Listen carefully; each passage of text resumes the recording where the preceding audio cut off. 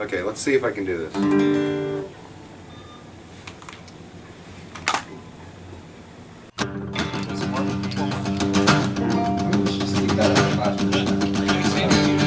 I'd like to introduce you to a fine young band from Austin, Texas. I don't think I was actively trying to do anything other than just come up with one good song after another, no matter what the genre was.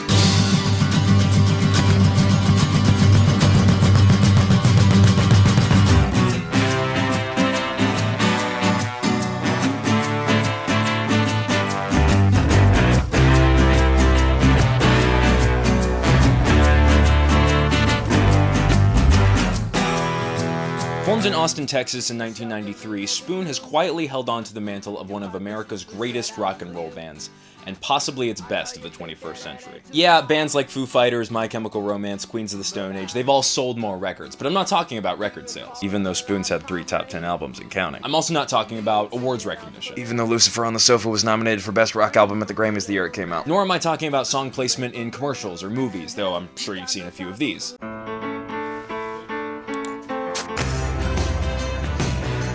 Don't make me a target. Well, that's the way we get by, to the way we get by. If commercials were the deciding factor, I don't know who the best band would be. Black Keys? No, the thing that sets Spoon apart from its far more commercially successful contemporaries is quality.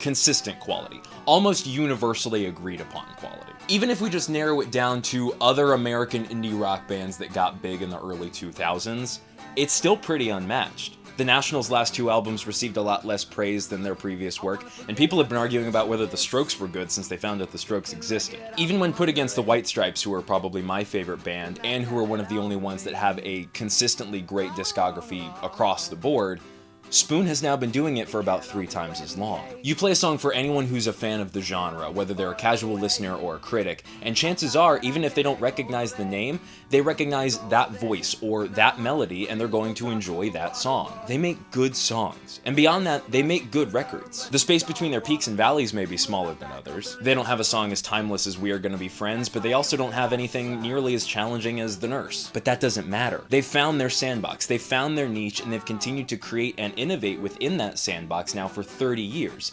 making 10 records of really, really solid material, which is why this ranking was very difficult. Before we get into the actual list, I would like to take a second to introduce myself since this is the first video on this channel. If you'd like to skip that and get back to Spoon, I've attached all of the timestamps in the description below. Hi, I'm Owen. I'm a writer, director, producer, and actor. I do sketch comedy and a couple other funny things. I work in broadcast news, and I write songs myself. As of right now, I'm not entirely sure what I'm going to be doing on this channel, what all I'm going to be covering, but if you like the way that I talk, or if you like the way that I edit, please consider subscribing or sharing the video along with somebody else who likes Spoon, likes music in general, or likes those long videos that they put in the background when they go to sleep. Alright, welcome back everybody who skipped ahead. This video will be a ranking of all 10 of Spoon's studio albums in advance of their new record coming out at some point. Because of that, I'm also going to be sharing my thoughts on Chateau Blues and Guess I'm Fallin' in Love, their new single. Again, I've linked all timestamps in the description below. It's also going to be a history of the band, a celebration and analysis of not just their music,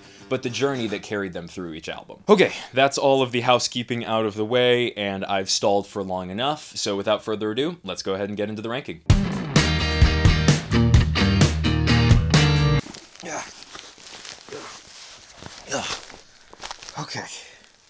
Okay, think I'm all set. Alright.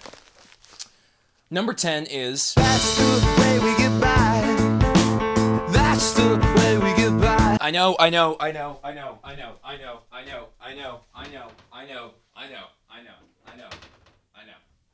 After Girls Can Tell was released in 2001 to glowing reviews and far better sales than their first 2 albums, the band swiftly turned out another offering, Kill the Moonlight, released in August of 2002. Where Girls Can Tell turned down the distorted garage sound the band stuck with through a series of sneaks in favor of a roomier, more new wave flavor, Kill the Moonlight greets listeners immediately with an even more stripped back, but a bit less spatial sound. The album opens with one of its best highlights and purest distillations, Small Stakes. Small stakes ensure you the minimum bruise. But you don't feel taken and you don't feel abused. small stakes tell you that there's nothing can do. Can't think big, can't think past one or two, well, alright. You can tell the band really felt like they cracked one of their own codes with this one, because there's at least one small stakes type song on every record after this. A basic, somewhat repetitive, yet anthemic track that showcases the subtle changes to their songwriting and production choices they've now begun to implement. On Gimme Fiction, it's My Mathematical Mind, it's The Ghost of You Lingers on Ga Ga Ga Ga Ga.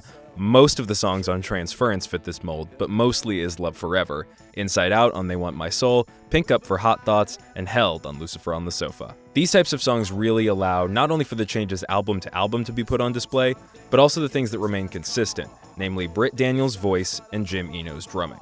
Spoon has had quite a few members over the years, and I'm going to try and do my best to mention each member during the discussion of the album they came in. Some members have lasted longer and contributed more to the band's legacy than others, but I do want to make it clear up front that Britt and Jim are Spoon. The band would not be what it is without them. Obviously, Britt's distinct vocal delivery, abstract lyrics, and his strength at rhythm guitar are the driving force behind Spoon and could exist just fine outside of it. Listen to anything he recorded with Divine Fits for proof.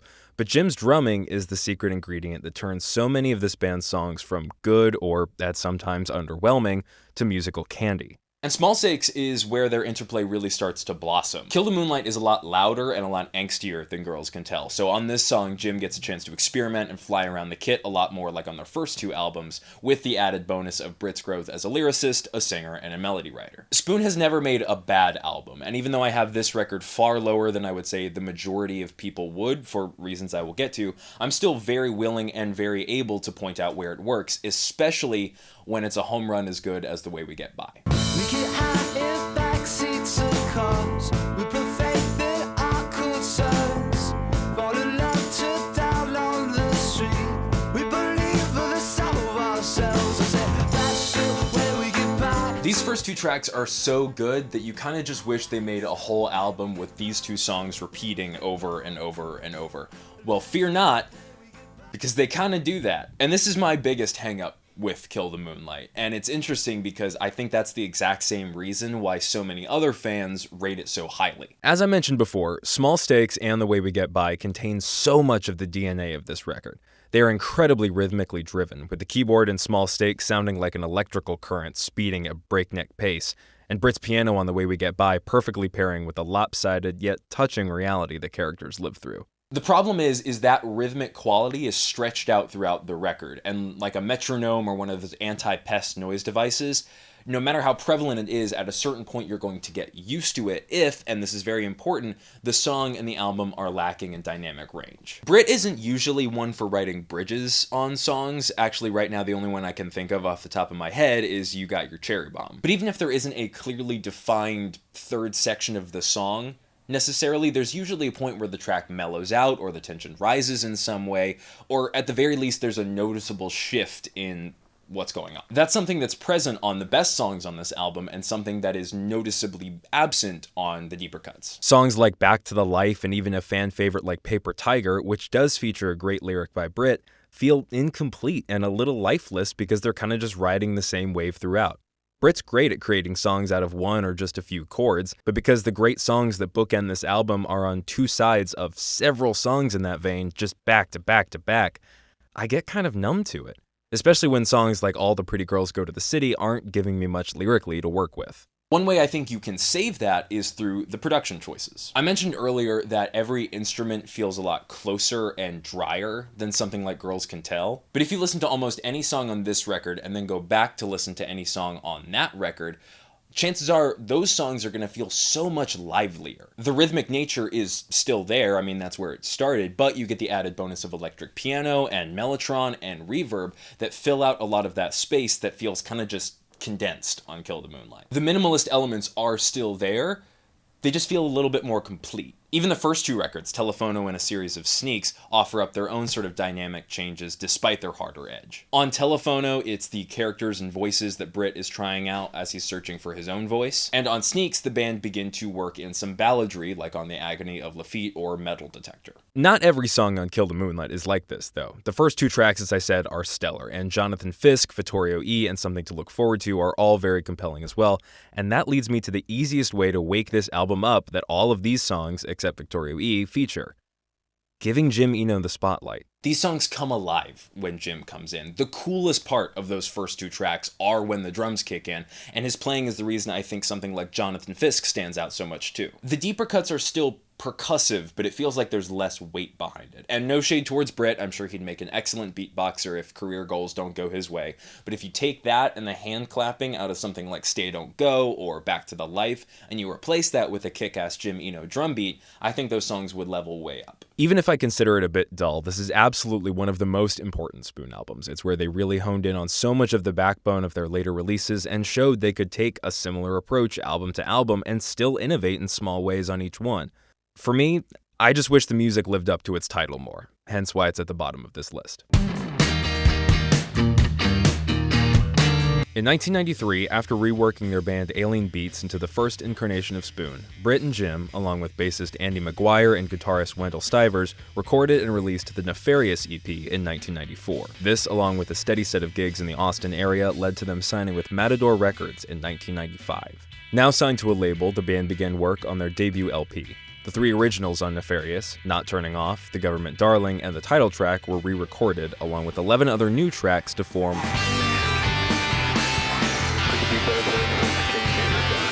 This one's different.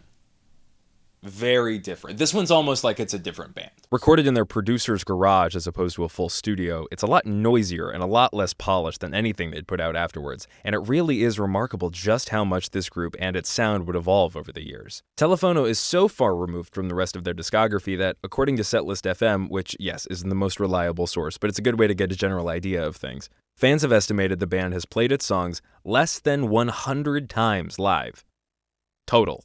This album's reputation precedes itself. If there's a black sheep in their discography, it's this one. Its scrappy garage punk sound just really doesn't fit in with a lot of the studio trickery and lyrical themes and poetry that would populate so much of their later work.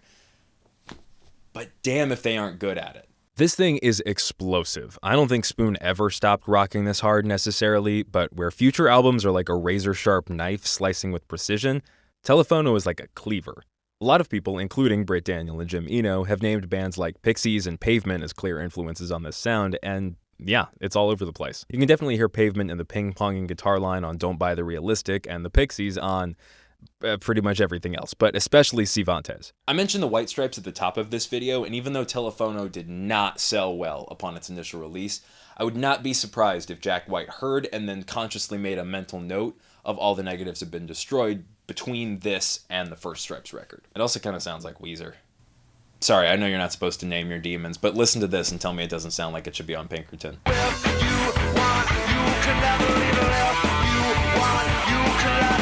Besides the production, the thing that most clearly separates this record from all that will come out after it is Britt's voice, for a couple of very distinct reasons. For one, he sings in a lower, less biting register than will be his trademark later on, but what stands out more to me is his command of the lyrics, or lack thereof. First off, besides being a brilliant songwriter and a great frontman, Britt Daniel is an incredible vocalist. I don't necessarily mean that he's a virtuoso singer, there's a difference. What I mean is his ability to take a melody, a set of lyrics, and the song happening around those two, and not only be the icing on the cake, but blend them all together, is astounding. So many singers, when they sing, it's like their voice sort of sits right on top of the rest of the track, like it's a completely different entity altogether. But with Britt, through his enunciation, his finesse of syllables, and his diction, he is able to create a melodic line that accents the song's rhythm and tone and slot his voice directly within everything else that's happening around it, and it enhances and lifts up the rest of the song rather than insisting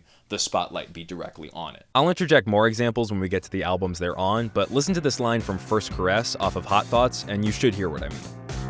Coconut milk, coconut water, you still like to tell me they're the same.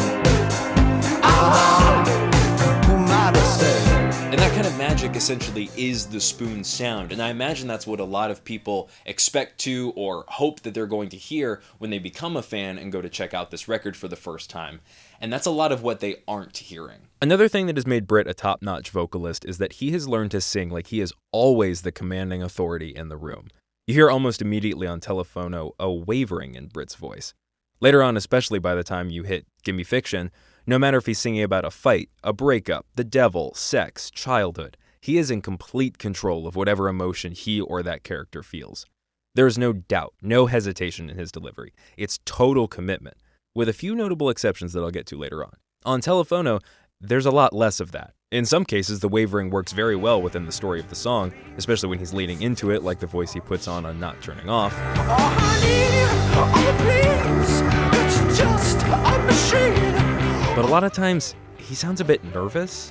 And that's perfectly reasonable. This was their first full-length record, but considering how quickly he seems to shake those nerves off by the next album, it'll always leave a bit of separation between itself and those that follow. As a hardcore fan with the knowledge of what's to come, it's really gratifying to hear a song like The Government Darling or Nefarious, and you hear one of those turns of phrases, or you hear that kind of howl. Even through the doubling up of singers with the use of Andy Maguire's voice on certain songs, which is a really nice touch and something that they only really do on this record, in those moments, you still hear traces of the band that one day is going to write The Underdog or Got Nothing. Also, another thing that's rare for a Spoon album, Britt's got a bit of a potty mouth on this one. This is fucking torture to me. You can say so, motherfucker. The fucking Government Darling. I do feel like my projection of what I know the band is going to become does make my opinion of this record skew a little bit more positive than it otherwise would be.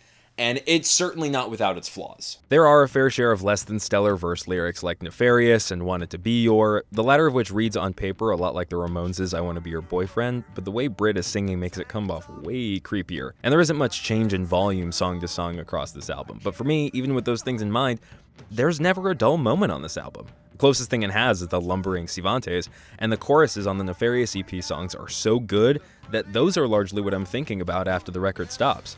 By no means is it perfect, and by no means is it their best, but no matter what direction you take it next, it's a good sign for your band if this is the gas you're cooking with on your first try.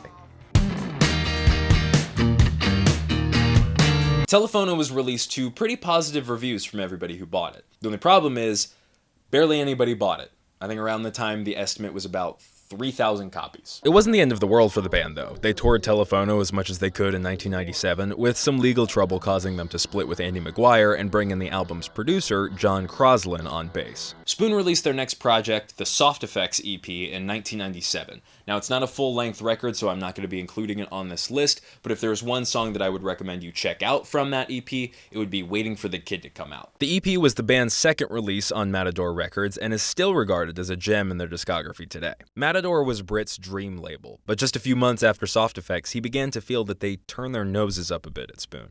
In 1999, he told the Austin Chronicle that Spoon was thought of as too mainstream, too commercial for Matador. Keep in mind, this is the music they're referring to. It's just a machine.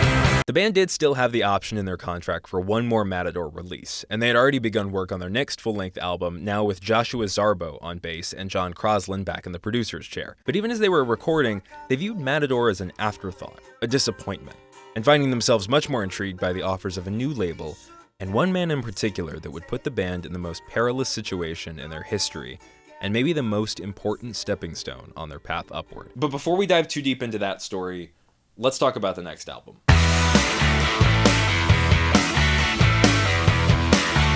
A series of sneaks was released on the band's new label Elektra in April of 1998. It continues a lot of the same sonic distinctions of Telefono, but it's leaner and more focused, taking the training wheels off of what was already a pretty solid bike. It's a distinct improvement, but it still retains a whole hell of a lot from its predecessor, and that's partially why, and I feel bad for this is the album that I by far have the least to say about. Britt's singing sure is getting better, just listen to the build-up on Utilitarian or any of Reservations. He's also writing stronger, more unique songs. If you want the clearest indication of where the band is going to go, Advanced Cassette is it. They're playing with sound and sound effects as an instrument and texture more. If Britt tuned his guitar a little more, this would feel right at home on Ga Ga Ga Ga Ga. If you're listening to this album on streaming services, you're actually getting 2 more songs than were originally on it. The final 2 songs were added during a re-release in 2002 when the band... well, we'll get to it. For now, since they've been co-opted by the album, I will say these 2 songs are quite good, and for reasons that we will get into later, the band already sound like they're making changes to their act, writing from a different place and a different emotion. We'll call it Agony. Is it groundbreaking? No. Is it better than Telefono? Yes. Is it better than Kill the Moonlight? Yes. Please don't hurt me. 2014's They Want My Soul saw a reignition and widespread interest in Spoon, as well as a strong push forward for the band creatively. I wish there was more I had to say about the time in between it and the band's next album, but that's about it. Spoon put out a great album and toured it, and people really enjoyed both. The most notable development was the departure of Eric Harvey from the group, leaving Britt, Jim, Rob Pope, and Alex Fischel as the only official Spoon members, along with Dave Fridman as producer, returning to make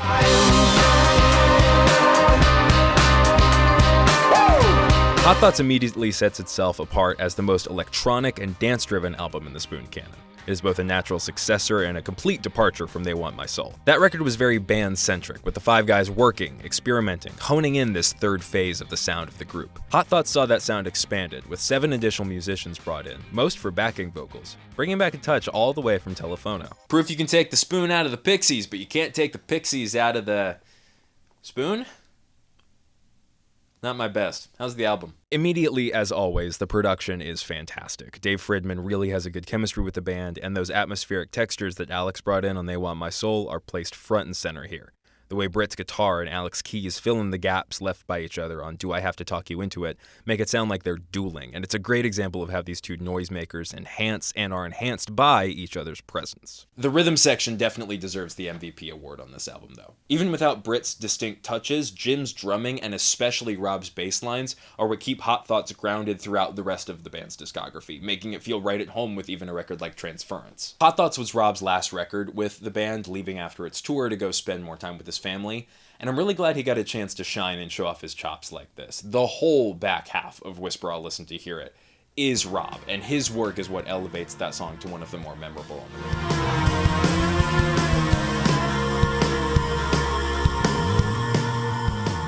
Hot Thoughts has a number of very memorable songs, but it's also one of Spoon's bigger mixed bags. The great songs are phenomenal. The title track, Whisper I'll Listen to Hear It, and Do I Have to Talk You Into It are all standouts on the first half, and Can I Sit Next to You? I mean, my God. I've been gone so long. I've been working on a plan, yeah. It's just that The continued existence of Maroon 5 after the song's release should be illegal. Can I Sit Next to You is absolutely one of the band's greatest songs, and it's followed up with I Ain't the One, which is another energetic and wildly entertaining track. It's on this album that you start to hear the slightest bit of age in Britt's voice, which may sound like a dig, but it's the opposite. His voice has only gotten better with age, and that tinge of roughness pairs in a very compelling way with how shiny everything sounds on Hot Thoughts. I ain't the one. So now I'm leaving you all behind me. As I mentioned, the great songs are great, some of the band's strongest of the 2010s, and in some cases their career. But as an album, though, the overall package doesn't quite hit the same as its highlights. Those highlights are good enough to elevate this album past the bottom 3 in this ranking, but even a record like Series of Sneaks feels like all of its songs are working in tandem, whereas Hot Thoughts feels like a couple really good songs that are padded out with others that are good, if a little forgettable. First Caress is the first Spoon song co-written by Britt and Alex, and it's a good bridge between Do I Have to Talk You Into It and Pink Up. It also might be the most suggestive Spoon song thus far. There's nothing explicit, but between the rhythm, the production, Britt's inflections, or even just the title, you can guess what they're writing about. Tear It Down and Shotgun are... Geez, I sound like a broken record. They're good, especially as album tracks, but in a ranking where so many records are so close in quality, I have to be picky, and these two don't round out the record as well as the back half tracks on a record like Gimme Fiction or Transference do. And then we have Pink Up, a nearly 6-minute, largely instrumental song with only a short interjection of poetry in the middle by Britt. Soothing as it is, it's not incredibly engaging, and it's easy to tune out of, especially compared to the album's closer, Us, which repeats a lot of the same musical motifs, now completely instrumental, with the addition of saxophone courtesy of Ted Tafaro. In my opinion, it's the more emotional listen. It takes those motifs and ideas from Pink Up and takes you on a journey with them. Us seems focused on creating a story arc, where Pink Up seems focused on creating a mood. If you really like ambient music, or if you like music to have on while you're doing something else, I would recommend both of these songs. Especially because even if I don't connect with a Spoon song on an emotional level necessarily, it's hard for me to find one that I think sounds bad or misuses its textures in any way. But for me, because of the added weight that it brings to this sound, I would give Us the edge. I don't dislike Hot Thoughts at all, but it stands out as one of the only Spoon records where a lot of the material is stuff I'm ambivalent towards. Tear It Down isn't a bad song, I'm just never thinking about it when I'm not listening to it. That being said, if you've never heard this album in full, its strongest material, especially Can I Sit Next to You, makes me strongly encourage people to listen to it front to back at least once. If you told me this was your favorite Spoon album, I wouldn't argue with you. Hell, if your argument was good enough, I might agree with you. The band had done it. They hadn't let the underperformance of their last album deter them from making a second, one that showed growth and maturity as songwriters and musicians. Best of all, it was coming out with the backing and full trust of a major label. Nothing could go wrong. Right? A Series of Sneaks bombed. Hard. Brit estimates just over 2,000 copies sold in its initial run. But that's alright. I mean, they still had Elektra on their side, they had this brand new contract, and they get more chances like they did with Matador. Right? It's at this point that I should back up and tell you about the space in between Telefono and Series of Sneaks. If there's a villain in the Spoon story, his chapter is quick but substantial, and this is the window where it takes place. What happens here will change the course of Britt Daniels' life and change the trajectory of Spoon forever. Even though Telefono didn't sell well, it got reviews. Good ones.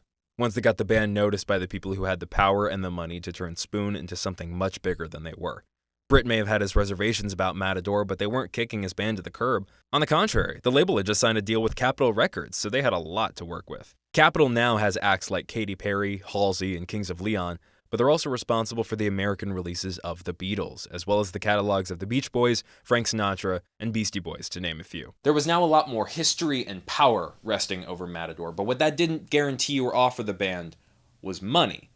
That was the offer provided by Elektra Records and their A&R man, Ron Laffitte. Laffitte promised the band $250,000 if they signed with Elektra. Now, the budget for Telefono was $3,000, and by the time they got in the trenches with a Series of Sneaks, the band were already pretty over Matador, so that record was mostly self-financed. When it came time to deciding between the two record labels, Britt says, quote, "It was like, should we try something else with this other system that we haven't tried, or go back to the system that didn't work, which is paying us like a fifth of the money?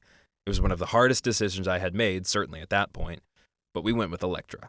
So Spoon is now in the hands of a new label and an artist development major who pushed very hard to get them to join, and the majority of debt they were in to record Sneaks has been paid off. Great! Let's ask Jim Eno what's next on Ron Laffitte's list to help this up-and-coming band grow and succeed. Weirdly, he stopped returning our calls after we signed. Huh. Yeah, by all accounts, Ron Laffitte did very little for the band and acknowledged them even less. The argument could be made, I guess, that he had bigger, more important clients to work with, but at the same time, as an A&R man, it's your job to turn the smaller acts into those bigger ones, and after pushing so hard for Spoon to be acquired by Elektra, his lack of work on or interest in the band was confusing, to say the least. Spoon must not have been the only area that Ron Laffitte was lacking in, because just 4 months after A Series of Sneaks was released to crickets, he was no longer working with Elektra. Some accounts say he quit, others say he got fired, but regardless, Spoon's main point person at their new label was gone. And it wasn't just Laffitte that seemed to forget about Spoon. The band had recounted that no one at Elektra really knew what to do with these scrappy 20-somethings, or they just didn't care. It's hard to say if staying at Matador would have been different for them, but it was the situation Spoon found themselves in, and it would only get worse when, within a week of Laffitte's departure, they were dropped from Elektra. During the courting process, Laffitte touted Spoon as one of the most promising acts in the genre, and that he would help them blossom into their full potential. Now he was out of the picture, and so was the second label in the span of 2 albums the band was without. This was hard on all of the band members, but it was devastating for Britt. He had been in a number of bands by this point, all of which he says either sucked or went nowhere, and he was so close to finally having his songs making it, and here he was, now labelless and with 2 records that barely made an impact. In 1999, Spoon did put out 2 songs about the situation, The Agony of Laffitte and Laffitte Don't Fail Me Now. They were both released together and really showcased the crossroads Britt and the band found themselves in. Very angry with this man who filled their head with promises of a career and his aid, but also hoping that maybe, just maybe, it still would work out. Stranded working temp jobs in New York, listening to the Beatles and other music he grew up on when he had the time, Britt was very close to calling it quits with Spoon. He didn't stop writing songs, though. Maybe he'd start a new band down the line, but clearly what he was doing just wasn't working out. Besides, these new songs didn't sound like Spoon. They were cleaner, more polite, more abstract. Sure, he'd let Jim hear them. There's no harm in that. Sure, he'd buy a new 8-track to get versions of them down. Sure, he'd get in contact with the producer about going back to Austin to record, and Spoon's making a new album. Not only that, people liked the Lafitte songs, and people started paying attention to the narrative surrounding them. The band and those songs were a new chapter in a tale as old as time. Indie band gets royally screwed over by the system and the sleazebags who run it. Spoon were now the biggest underdogs in rock. Pun intended. The songs attracted enough attention to engineer a comeback for the band. They were able to sign with Merge Records, testing the waters before their next full album with the Love Ways EP. Listen to the Figures of Art, it's fantastic. But even with this second chance, Britt was wary. These songs were his most personal yet, fueled by the pain of not knowing if he'd ever be able to turn his passion for music into a career. Plus, if these last few years had taught him anything, having a label doesn't mean shit. And who cares about an underdog story if the songs are bad? This record was his and Spoon's self-described Hail Mary, trying as hard as they could to leave the Spoon of the past behind and hope that this new sound, these new songs, this new attempt would be something better. I'd say they nailed it. Everything hits at once.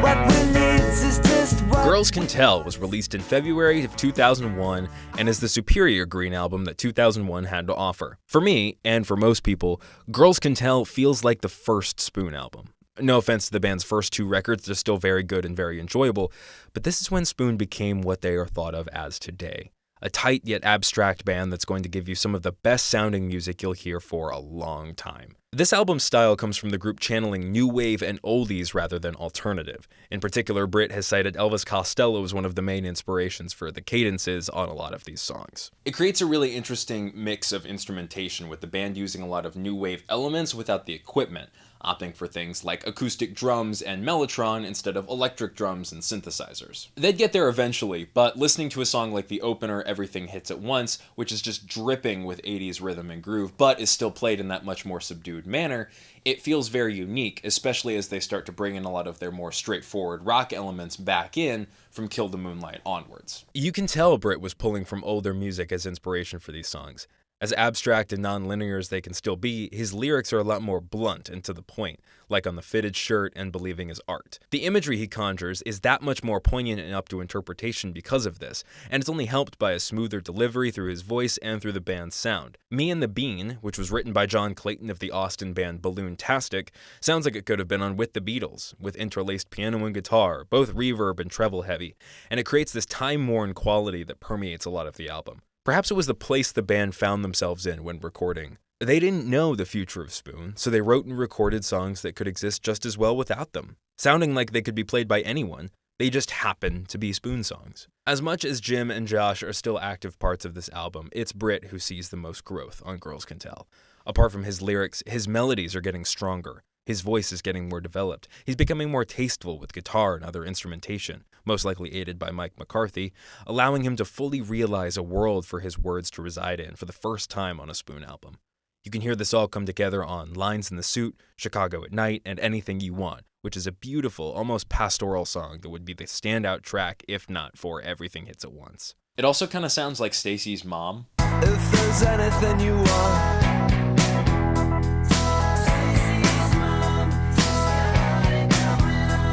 The album does start to lose a little steam at Take the Fifth and This Book is a Movie, the only 2 points when it feels like it's repeating itself, but it's redeemed by the closer Chicago at Night. This song might be another Telephono situation where I'm projecting my knowledge of the band onto the track, but it's hard to hear this verse and not hear anything other than post-Lafitte Brit. She'd never been there before they went and set up the wall, and though nobody had expected much from this reinvention, she still broke right down after all, because she knew that it was all over and we'd hit a wall.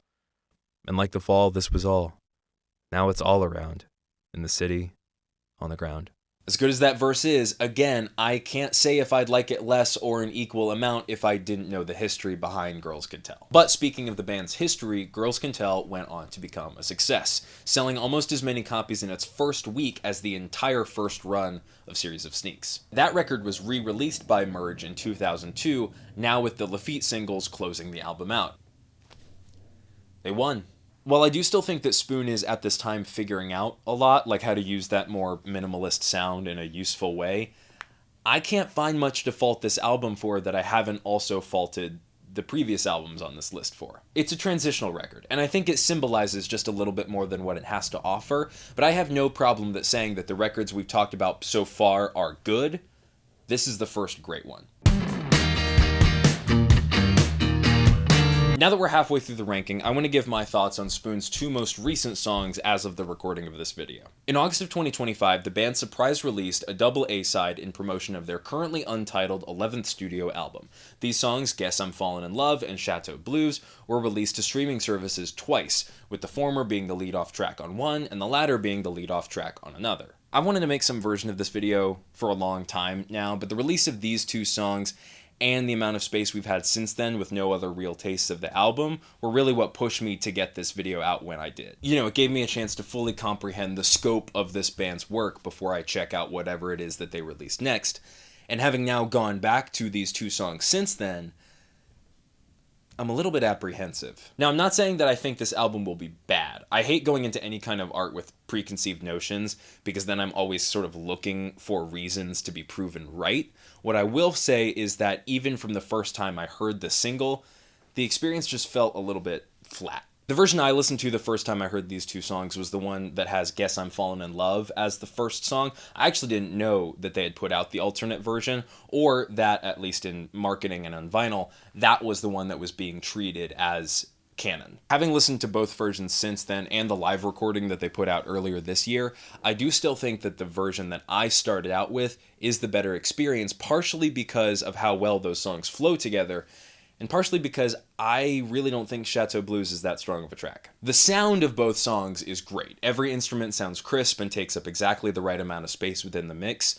It sounds like a lot of the production on Lucifer on the Sofa, but it's a bit grungier and more immediate. The Stones to Lucifer's Beatles, if that makes sense. The problem with Chateau Blues is that while it sounds great, it's just another one of those songs that doesn't quite get off the ground. Jim's drumming, which Britt accurately describes as reminiscent of The Clash's Topper Heathen, sets the song off on a great track, but if this track is a roller coaster, it's a roller coaster that goes through a lot of tunnels and goes through them fast, but keeps you waiting for a really big hill, and it never arrives. Again, when I first heard this song, I thought it was the B-side to Guess I'm Fallin' in Love, a nice continuation of that sound, and it's a little bit in one ear, out the other. When you look at it through that lens, I think it works well, but it's not that. It's supposed to be treated as first place. And I know the album wasn't done when these 2 songs came out, but if they thought this song was the one out of the bunch most worthy to represent the album as a whole, I don't know, it's just kind of a whatever song. Kill the Moonlight has whatever songs, same with Hot Thoughts and same with some other of their records, but at least those songs were tangibly weird while going nowhere. Chateau Blues may be the most straightforward song the band has at this point, so its lack of climax or a compelling statement makes it much more noticeable. And as the more marketed song, that kind of sucks, especially because I think Guess I'm Fallin' in Love is amazing. That Velvet Underground kind of droning sound may not be for everyone, but I think it pairs really nicely with the story within the song. It's the dizziness and tunnel vision that you get when you fall so deeply for someone. It's poetic where Chateau Blues isn't, and the band's playing, those sharp crackling guitar licks, Jim firing off hi-hats like they're gunshots, and Britt giving 110% on vocals, give the weight that a song that is the lead single should have. Now, some fans have speculated, and in some cases even hoped, that these songs aren't actually going to make the cut for the upcoming album. Hence why they were released at the same time and so far removed from anything else that'll come after them. Personally, I'm hoping Guess I'm Fallin' in Love does make it on there because I think it should be memorialized in a stronger fashion in some way, but I could give or take Chateau Blues. I don't think it's a bad song. Hell, if this were a song by a lesser band, I could see this easily being one of their strongest, but I guess that's the problem when you've already written so many strong songs. Also, I should mention, from what I've seen of their most recent live footage and what I've heard in the official live recordings of these songs, it seems like both of these songs are going to be pretty great live, and it does cement my opinion that Chateau Blues is and will be best enjoyed backing up other material, not leading the charge. Without giving away where it is on this list, I loved Lucifer on the Sofa. I really enjoy the way the band wears this sound, and I'm glad they seem to enjoy it too. I just wish this single showed where they were taking it in a little bit stronger of a fashion, and I hope the full album pulls it off.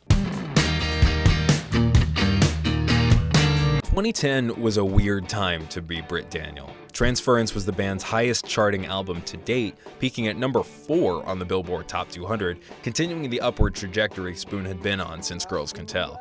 The tour from the album was received very well too, with the band playing shows and festivals all around the world to universal acclaim despite, or in some cases maybe in spite of, the deliberate inaccessibility of the record itself. But Britt was feeling pretty out of it.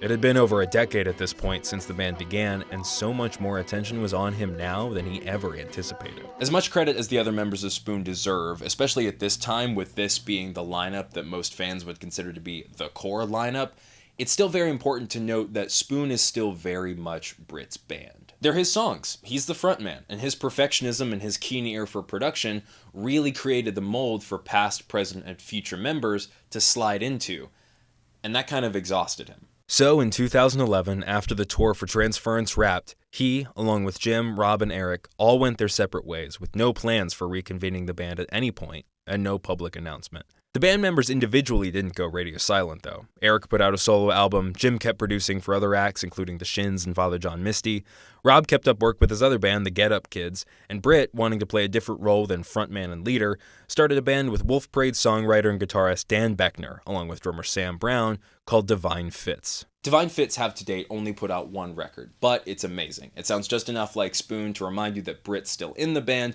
Check out Baby Get Worse if you want to hear what I mean. When it came time for the band to tour the record, it became clear that Divine Fits needed another musician to fill out the sound and the roster on stage. Dan recommended a young multi-instrumentalist named Alex Fischel, and after a test rehearsal, Alex joined the group. Britt was impressed with Alex and his energy, both in the studio and on stage, and with Divine Fits restoring his interest in songwriting, he asked Alex, himself a longtime Spoon fan, to join the band once they got back together. Spoon officially reconvened in the studio in 2014 with producers Dave Fridman and Joe Ciccarelli. If you'd like to hear more in-depth stories about this time in the studio, there was a great episode of the podcast Life of the Record with interviews from Britt, Jim, and Alex about it. But for now, we're going to skip to August of 2014 when the band released I've been losing sleep, just not in sleep. We have now reached Grand Slam territory. Every album from here on out in this ranking is remarkable in its setup and its execution, and having to firmly place them in spots for this list was incredibly difficult. I'll still try and find critiques here and there, but I'm giving you a fair warning now that if it sounds like I'm just gushing about a record for minutes on end, it's because that's exactly what I'm doing, and it's because it's very well deserved. From the moment this record starts till the moment it ends, it is fighting for your attention, and it will sink its teeth as deep in you as it has to get it. Kinky. The album opens with Rent I Pay, a song that showcases 3 of the album's influences immediately. Britt's time in Divine Fits, Dave Fridman's production, and the introduction of Alex Fischel. Everyone and everything sound explosively energetic on this track as it trembles under its own weight of low-end, crackling distortion, glassy guitar stabs, and good God, Britt's swagger. Everybody knows just where you've been going. Everybody knows the faces you've been showing. This is Britt Daniel after coming to terms with his graduation from indie darling to rock star. He needed Transference and Divine Fits to get there, but now that he's there, he'll be damned if he's not going to give it everything he's got. And it's not just on this song. Even on the much more mellow-sounding Inside Out, Britt brings these lyrics to life. He gives the emotional performance that a person struggling with the rigid teachings of organized religion would give. Moments of introspection pushed and pulled by bursts of defiance. There's an element of universality presented on They Want My Soul. Like, it feels like this is an album for everyone. There are far more pop and hip-hop elements than on previous records, and many of the songs feel welcoming. Not in a we are the world, we're all in this together kind of way, but more in an I've got your back kind of way. I think David Bowie's Changes. That's actually a good segue into the next track, Rainy Taxi, which features an interpolation of a line from David Bowie's Let's Dance. It's a powerful examination of a very in love, very troubled person singing about the two sides of the romantic spectrum. When you're in the relationship, and when you're out of it. A lot of these feelings are ones that everyone has felt, but rarely are they so bluntly captured as they are here. And reading them or hearing them spoken separately from the song really drives it home. As the sun goes fading in the west, there's an army east that's rising still. And when you stand beside me, I feel something stronger than I ever could. But if you leave, you better run away for good. Shit. When I first heard this song, I actually didn't hear this version. I heard the Big Beat version that the band put out in 2020. That was before I really got into the band's back catalog. I'll get more into that later. But after I heard it, I was consumed by the song for a few days. There was a lot to analyze, especially with the added lens of the pandemic and the fact that I had just gotten out of a relationship at that point, and that I was 16 and agitated for a number of other reasons. But this song is a major Spoon highlight for me, and what sort of prompted me to go back and listen to more than just ga ga ga ga ga. I think I still prefer the alternate version, but Jim's drumming on the album cut gives it a great energy that is not out of place at all. Besides Inside Out, the poppiest this album gets is Do You, which pairs its earwormy instrumentation and hook with more lyrics inviting in all the outsiders. Do you want to get understood? Lot of Bowie vibes on this album. Followed by Knock Knock Knock, my personal least favorite song on the record, but it's the touches like the buzzsaw guitar interjections throughout the impeccably tight drumming that still warrant one of these. Whew, we've been talking about this album for a while. I'll try and be quick with the back half. Knock Knock Knock flows directly into Outlier. If more songs on Hot Thought sounded like this, it would be a better album. The title track is another top-tier Brit vocal and is the first of two really well-done uses of room audio recording. It also references Jonathan Fisk, which made me smile the first time I heard it. I Just Don't Understand is a powerful cover of a song originally recorded by Anne Margaret and the Jordanaires, which features a memorable piano performance by Alex Fischel. Then we hit a great one-two punch of an album closer.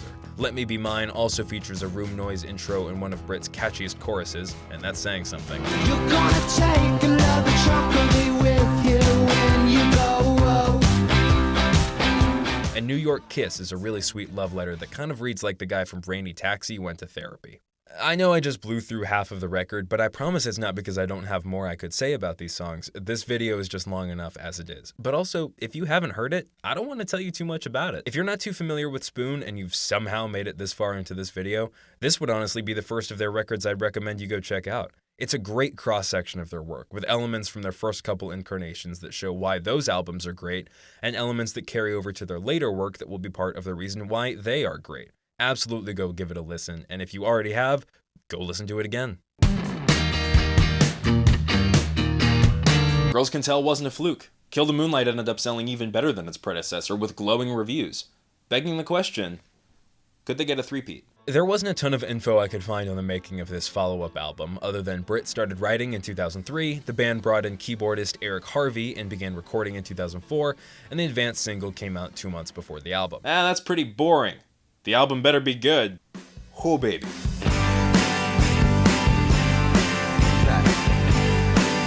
This is an album. That didn't sound like how I wanted it to sound. This collection of songs is greater than the sum of its parts. Every song on this album is enhanced by those around it. Listening to it as a whole is a better experience than any of those songs individually. I know all of that still sounds very basic and like the bare minimum that an album should be striving for, but I want to point it out because the individual songs can be so good on their own. Some of the band's best known songs are on this record, and you would think that they can stand on their own, which they do, but it's still not as fulfilling to hear them by themselves as it is to listen to it all together, just because of how cohesive it is. First up, there's The Beast and Dragon Adored, which for my money is still the best opener on any Spoon album. There's a heaviness, a menace to the song's verses that immediately creates a kind of conflict that the choruses fight back against and resolve magnificently. It feels a lot like a thesis statement for the album, not just in the way that it lays out the sound and scope of the record, but the themes and tones that carry throughout it as well. There's a lot of imagery throughout these songs relating to the theater or film, playing a character or slipping into a disguise. Even the album's title, Gimme Fiction, relates back to these concepts, the relationship between those who put on these characters and facades and the people who it affects. That theme starts on The Beast and Dragon Adored, but is fully laid out on the next two tracks, The Two Sides of Monsieur Valentine and I Turn My Camera On, and expanded on My Mathematical Mind, Sister Jack, with an accompanying music video, and They Never Got You. This album might also be the funniest in the band's catalog, with Britt's knack for wordplay and cheeky sense of humor coming on strong during the third verse of Monsieur Valentine and all throughout Sister Jack. It's this sense of humor that, combined with the themes of the record, really make it feel like there's a through line on this album.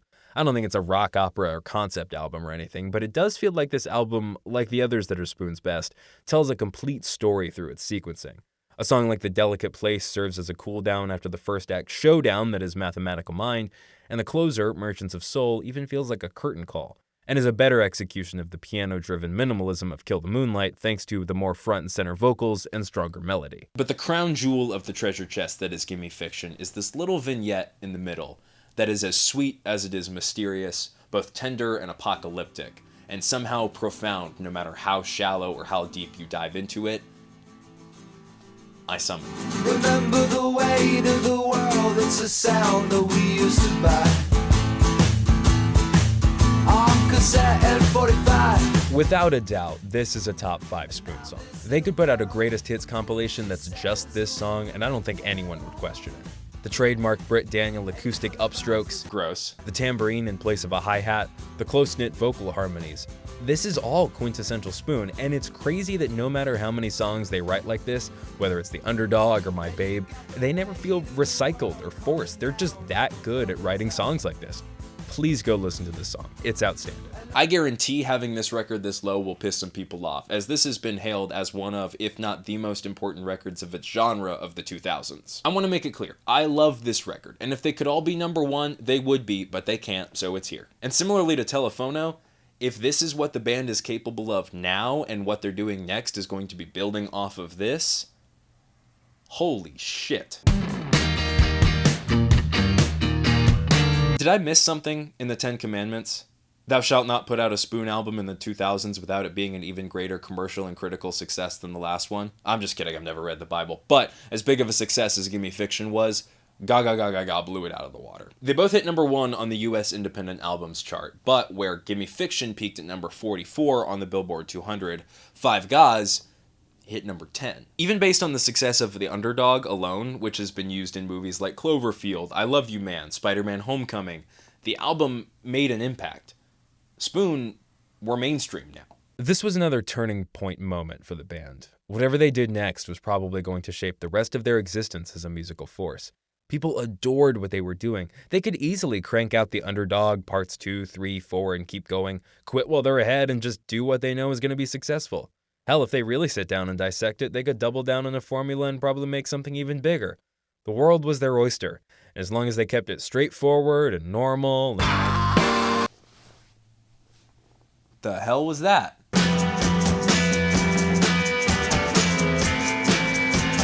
In January of 2010, Spoon released Transference to the mild confusion of the general public. It's a much dirtier record. Not in the way of it being louder or heavier, but more in the way of how it's put together. They're both great, but if Quintuple Ga is a brand new steel roller coaster, Transference is the wooden monster that's been in the park for 50 years.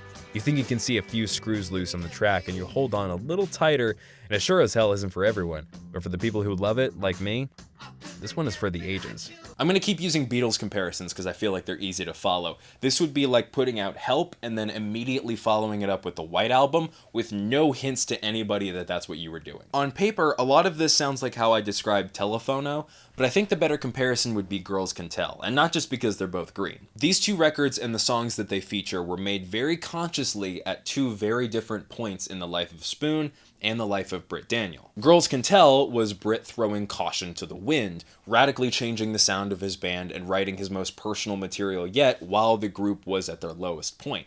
Here they are now at their peak, and he decides to do the same thing. I mean, sure, it would be nice if it sold well, but he and the other guys actively wanted to make something weird, something to throw the ship they were on off course. They had made it. And with that mountaintop reach, they wanted to make sure that both critics and fans knew that their goal was still just to make art. And the Mellotron's back. In the same way that Beast and Dragon Adored was a prologue to Gimme Fiction, Before Destruction opens the album with a powerful preamble, opting for intimacy over Gimme Fiction's bombastic intro. The waves of synthetic strings and Britt's heart-wrenching falsetto make this feel like an overture, heightened even more by the lyrics, a succinct poem reminiscent of the prologues of Shakespearean tragedies. Before Destruction, a man's heart is haughty. Everyone loves you for your black eye. They feast on the abundance of your house, your love. I want to believe for once, just to believe now. Just as you're leaving, you turn around and take a cold shot. Just as you're turning your back, your love. A lot of Transference's eccentricities are covered very well in this video by Mike the Snare. I'm not going to pretend like I can explain music theory better than he can, and this video is already enough like a deep Discog dive, so I highly suggest going to watch this breakdown if you want to listen to more about the musical nature of this record. A lot of his points for why this album is great are also mine. The strange, at times jarring instrumentation of a lot of these tracks really caused the lyrics to move to the focal point of the album. The Mystery Zone, Who Makes Your Money, and the closer, Nobody Gets Me But You, are all great examples of this, even if this part in Who Makes Your Money is ridiculous as hell. Oh, ooh. Why Why'd he do that? Then there were songs like Trouble Comes Running and Got Nuffin that are reminders that Spoon can crank out rockers in their sleep whenever they want. They're just busy with other stuff at the moment. More proof that Jim Eno is a spectacular drummer. It's like Mo Tucker from the Velvet Underground on steroids. And then there's Goodnight Laura, the only Spoon song that's ever made me cry. Now, I'm 21 and don't have kids, but you listen to this song and you feel like you know what it's like to. I mean, it's a lullaby. You listen to this song and you think of a person, whether they're a child or not, that you really care deeply for. And that sense of protection of wanting to make sure that person is okay and doesn't go to bed frightened or scared starts to wash over you. That sounds like what it's like to be a parent to me. Britt doesn't have kids either, but he understands emotion and he's a great writer. So when he does this, it's not forced. It doesn't feel like a character. It feels real. Because I'm sure on some level, it is. He's also singing in his Telefono range again for the first time. But this time it feels like a conscious choice. He's singing a vulnerable song, and he's going back to when he felt vulnerable to perform it. Well done, man. Transference is not a normal Spoon album. If you love what they sound like on They Want My Soul or Gimme Fiction and don't want much else, this album will not please you. At the same time, if you're a fan of this, you won't find it many other places in their discography. But if the sound of a band maturing creatively by throwing people off their scent and still delivering some of their most emotionally impactful songs ever interests you, Transference is a one-of-a-kind album. Not just for Spoon, but for any band. Lest the sun burn out of the sky and plunge us into darkness, people really liked and really bought Gimme Fiction. Spoon were 3 for 3, 3 acclaimed albums in a row, standing in their biggest spotlight yet. And the best part was, not all the songs Britt wrote for Gimme Fiction were used, so they already had some material to work with for the next album. In particular, there was this song called Don't Make Me a Target that the band thought was very strong. Perfect. An easy way to jumpstart the creation of Gimme Fiction 2, Gimme More Fiction, right? Not exactly. They couldn't quite figure out the sound of the song during the Fiction sessions, so there was no version of it really ready to go. It was one of the first they brought out when they went back into the studio in 2006, and it still just wasn't working with the Gimme Fiction sound. Songwriting-wise, it sounded like it could belong on that album, but it needed to be different. It needed to be bigger. Their solution? Record Jim's drums separately, not from the rest of the band, from each other. A drummer's worst nightmare. The toms were recorded on a different take and laced with reverb, and that was it. The song felt right, and so did some of the others they were working on. They turned up the reverb a lot and began to bring in brass and more percussion to fill out the space they were creating within the record. They also brought in bassist Rob Pope, as Josh Zarbo had left the band after Gimme Fiction, and his energy, both on stage and in the studio, was the cherry on top for the updates Britt and Jim were looking for to the Spoon sound. Not all the material the band was working on was holdover material from Gimme Fiction. You may recall that 2006 was not the best year in American history, and that a certain president was doing a piss-poor job of running the country. This causes me to be optimistic about the material on the next Spoon album, because it caused Britt to write a song about, quote, the big guy in government, a pretty arrogant group of liars we've got up there that don't really consider the abilities of their opponents. He was writing a song about Spider-Man. Spoon's follow-up to their most successful album up to that point was finished in January of 2007. And in July of the same year, audiences got their first taste just 5 days before the album came out, when the band released The Underdog. This is the Spoon song, a smart, subtextual earworm that feels like it's existed for decades longer than it has. This is the closest thing these guys have to folk music status. It's a song that's going to get passed down by people who don't even know where that horn part that they're singing is coming from. They just know good music when they hear it. Look, I don't need to tell you why this song is good, but it is such a career-defining achievement that glossing over it or treating it like it's just the biggest hit off this album would be an enormous disservice to this song and the band. Is it their best song? No. But does it deserve this status?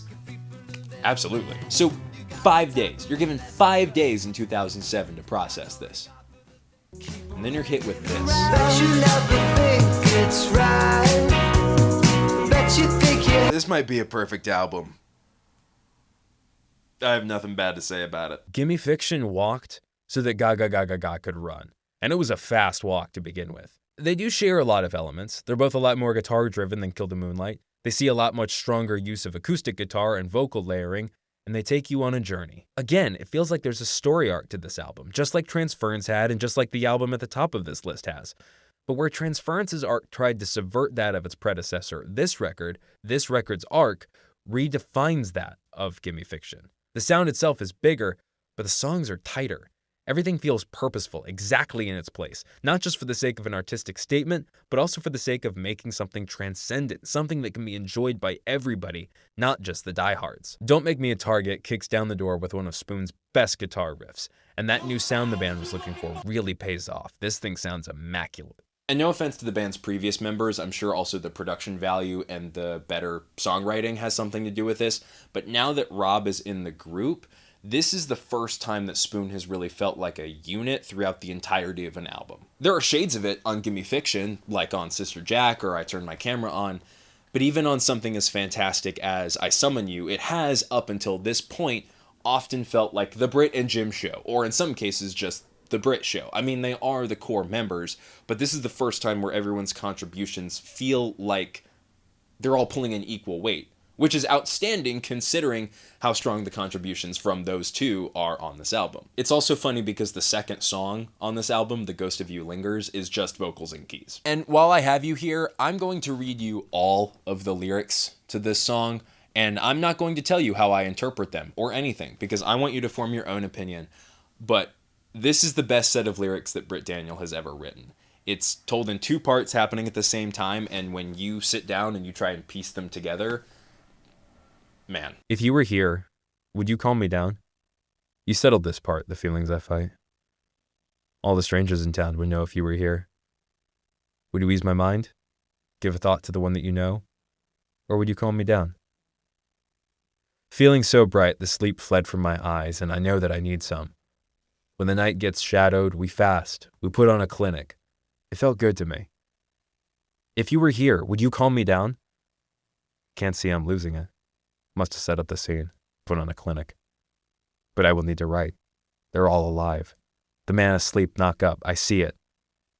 We settled this part. Oh, would you ease my mind? The ghost of you lingers and leaves.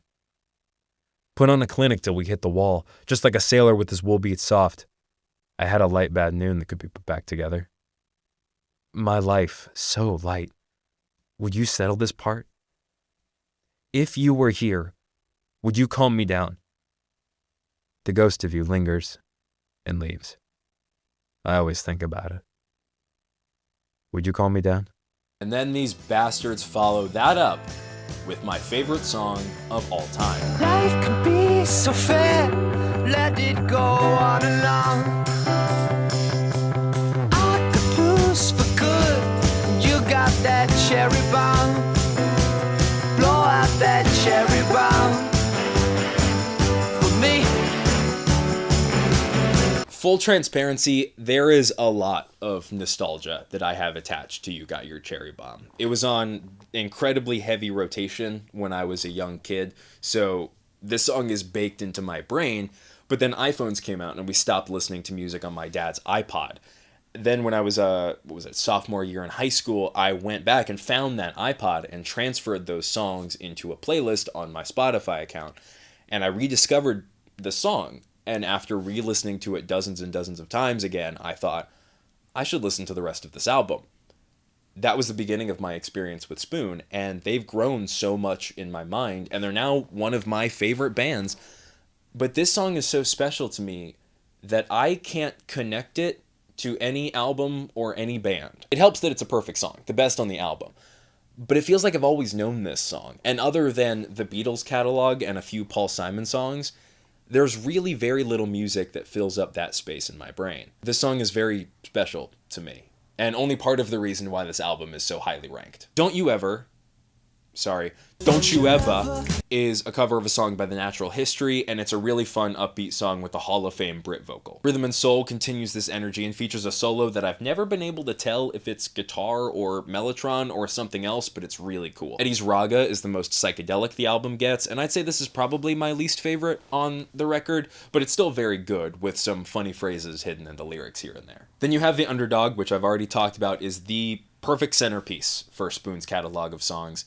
And then My Little Japanese Cigarette Case, which I don't think is anyone's favorite Spoon song, but it doesn't need to be. It's the perfect come down after The Underdog. Finer Feelings is not a cover of a Kylie Minogue song, but instead it's a punky, wordy rocker that sounds like the most gimme fiction this album has to offer. And then you have the band's best closing track, in my opinion, Black Like Me, a beautifully sincere and forlorn love song that just really feels like the perfect summation of everything this record has to offer. God, and just listen to that opening line delivery. I want this played at my wedding. I believe that someone take care of me tonight. As I walk into Dorian's, can you see it in my eyes? Seriously, I have nothing bad to say about this album. This is, and probably always will be, the definitive Spoon record, and I am perfectly okay with that. These are 10 incredible songs that prove the band can balance their eccentricities with genuinely moving and sophisticated songwriting. It's not bogged down by pretension or excess, it's not trying to be anything more than what it is, but it knows what it is, and it's proud of it. It's damn near perfect. So why isn't it number 1?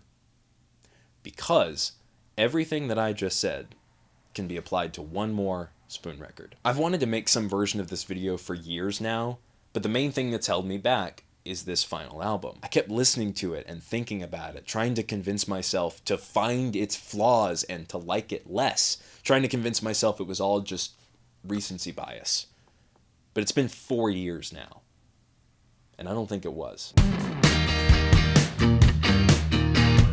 After the Hot Thoughts tour, Rob Pope departed amicably from the group.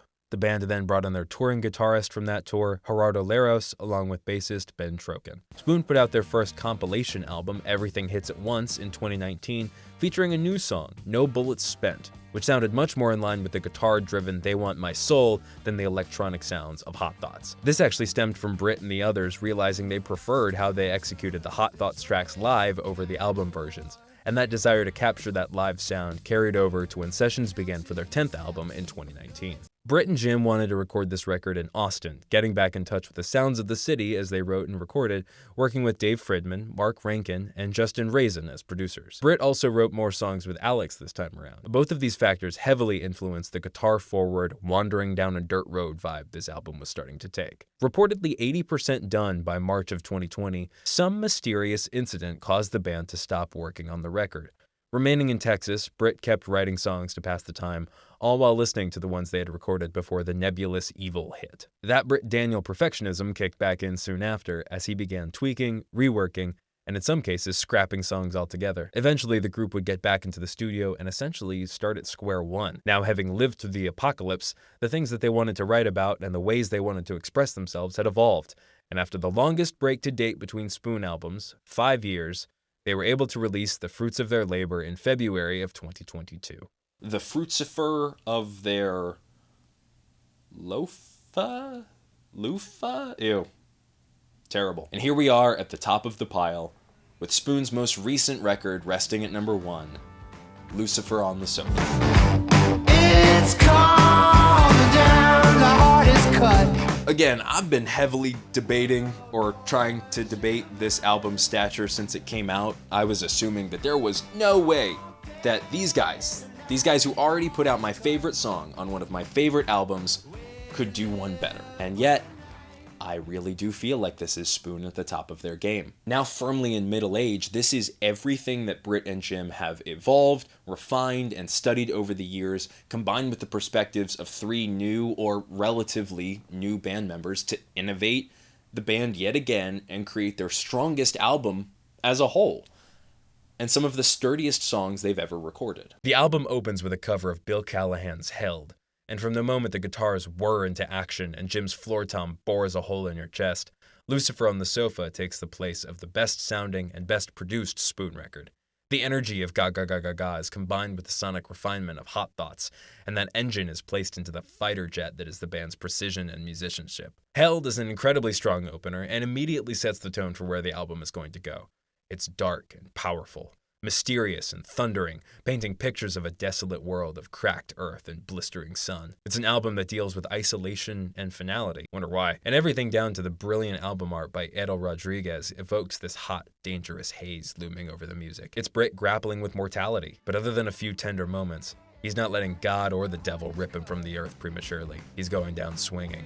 And look no further for proof than the hardest cut. Here it come now, here it come now, here it is, the hardest cut.